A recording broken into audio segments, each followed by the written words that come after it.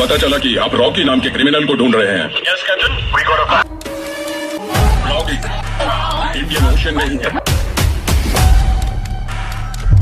This is a signed document by the director of CIA for the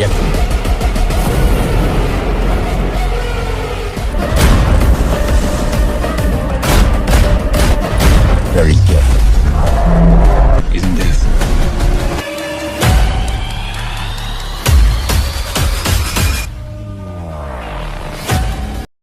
gold gold gold आज की date में इसको ख़रीदना मुश्किल ही नहीं नामुमकिन होता जा रहा है, लेकिन उसके बावजूद भी केजीएफ में माइनिंग रुकने का नाम नहीं ले रही।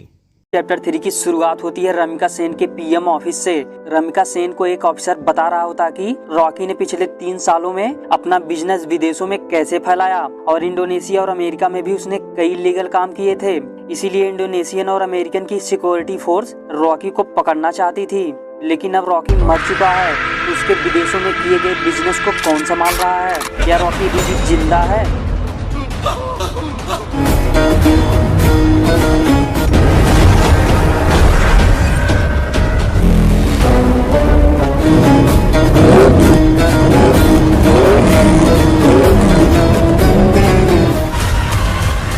उसके बाद वह ऑफिसर बोलता है कि रॉकी के सोने का बिजनेस अभी भी चल रहा है। तो रमिका सेन कहती है इंडोनेशिया और अमेरिका के गवर्नमेंट को तुरंत एक्शन लेना चाहिए और उसके बिजनेस को बंद कर देना चाहिए। तभी वह ऑफिसर कहता कि वहाँ की गवर्नमेंट ऐसा नहीं कर सकती, क्योंकि रॉकी ने 1979 से 1981 तक इन 3 सालों के अंदर रॉकी ने अपना बिजनेस काफी बड़ा कर लिया और विदेशों में भी रॉकी के लिए हजारों लाखों लोग काम करते हैं और वहाँ की गवर्नमेंट भी रॉकी के साथ मिली हुई है।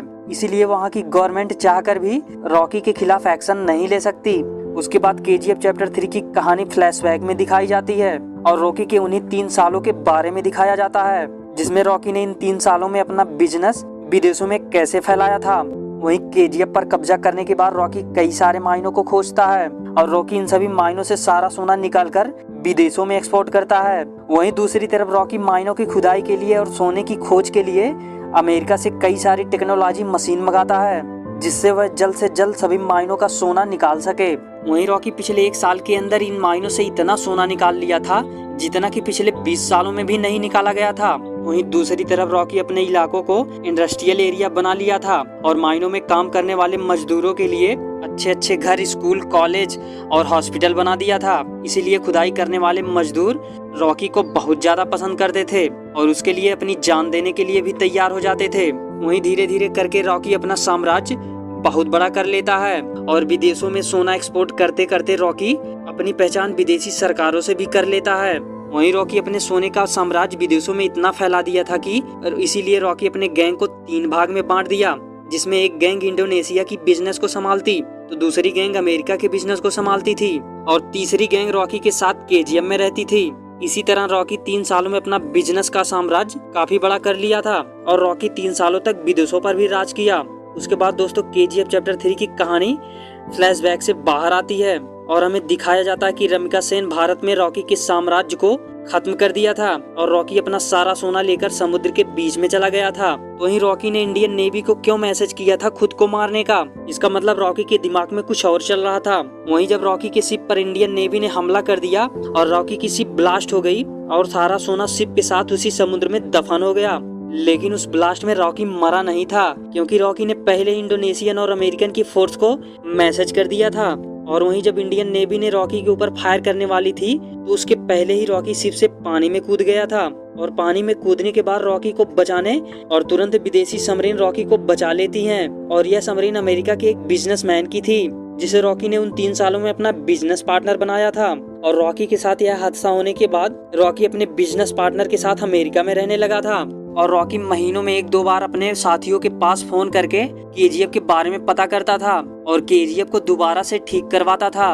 और अब केजीएफ चैप्टर 3 की कहानी अमेरिका से इंडिया में शिफ्ट होती है और हमें दिखाया जाता है सलार के बारे में। सलार केजीएफ को पूरी तरह से बर्बाद होने के बाद वह केजीएफ को दोबारा से ठीक करवाता है और जो मजदूर बच गए थे उनके साथ मिलकर सलार रॉकी के साम्राज्य को दोबारा से खड़ा करता है। Please like and subscribe channel multiplex feel. वह केजीएफ को दोबारा से ठीक करवाता है और जो मजदूर बच गए थे उनके साथ मिलकर सलार रॉकी के साम्राज्य को दोबारा से खड़ा करता है और सलार ये सब रमिका सेन से छुपा कर करता है और धीरे धीरे करके सलार रॉकी के साम्राज्य को पूरी तरह से खड़ा कर देता है और फिर दोबारा से माइनों में खुदाई शुरू कर दी जाती है। उसके बाद सलार रॉकी के पास फोन करता है और बताता है कि केजीएफ पूरी तरह से ठीक हो गया है और तभी रॉकी सलार को एक और काम देता है और बताता है कि केजीएफ का सारा सोना अभी भी समुद्र में ही है, उसे तुम्हें निकाल कर मेरे पास लाना होगा और सलार उस सोने को निकालने में लग जाता है।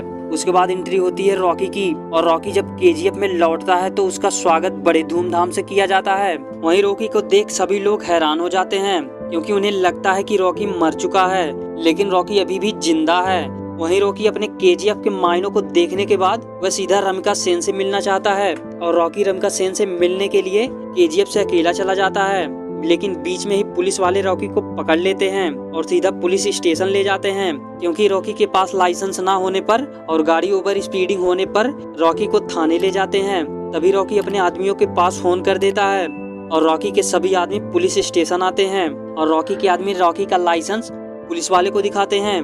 लाइसेंस पर रॉकी का नाम देखते ही पुलिस वाले कांपने लगते हैं और जेल के सभी मुजरिम जोर जोर से रॉकी के नाम से चिल्लाने लगते हैं, लेकिन रॉकी स्टेशन से सीधा निकलकर रमिका सेन से मिलने चला जाता है और रॉकी के पहुंचने से पहले ही पुलिस वाला रमिका सेन तक यह खबर पहुंचा देता है कि रॉकी अभी भी जिंदा है और केजीएफ भी दोबारा से ठीक हो गया है। यह खबर सुनने के बाद रमिका सेन काफी ज्यादा हैरान हो जाती है। उसके बाद रॉकी की एंट्री होती है सीधा पीएम ऑफिस में और रॉकी रमिका सेन से कहता है कि मैंने कहा था ना, अगर हम दोनों के बीच युद्ध हुआ तो जीतूंगा मैं ही। यह सुनने के बाद रमिका सेन गुस्से में बोलती है कि चलो अच्छा हुआ तुम अभी भी जिंदा हो, अब मैं पहले तुम्हारे केजीएफ को बर्बाद करूंगी उसके बाद तुम्हें। तो रॉकी कहता है इसकी नौबत ही नहीं आएगी और यह कहने के बाद रॉकी वहां से चला जाता है, लेकिन रॉकी के बात को रमिका सेन समझ नहीं पाती और कुछ दिन बाद रॉकी रमिका सेन की सरकार को गिरा देता है और रॉकी अपनी पार्टी को जिताकर अपने ही आदमी को पीएम बना देता है। उसके बाद रॉकी रमिका सेन के पास फोन करता है और कहता कि अब कैसे केजीएफ को बर्बाद करोगी, अब तो तुम्हारी सरकार भी नहीं रही।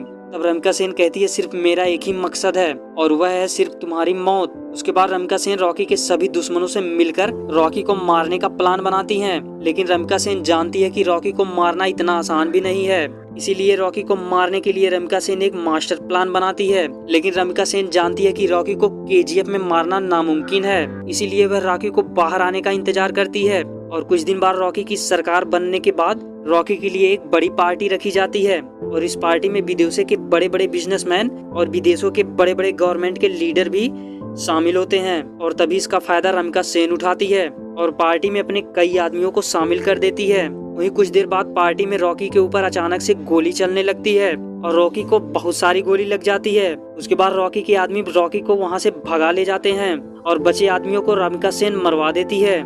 उसके बाद मूवी के अंत में केजीएफ के चौथे पार्ट का आने का इशारा मिलता है। तो अब दोस्तों देखना होगा कि केजीएफ के चौथे पार्ट में क्या रॉकी को दिखाया जाएगा या सलार को। वैसे दोस्तों आपको क्या लगता है, क्या केजीएफ चैप्टर 3 में रॉकी जिंदा रहेगा या फिर नहीं, कमेंट में जरूर बताएं। और दोस्तों ऐसे ही इंटरेस्टिंग वीडियो को देखने के लिए please like and subscribe channel multiplex feel.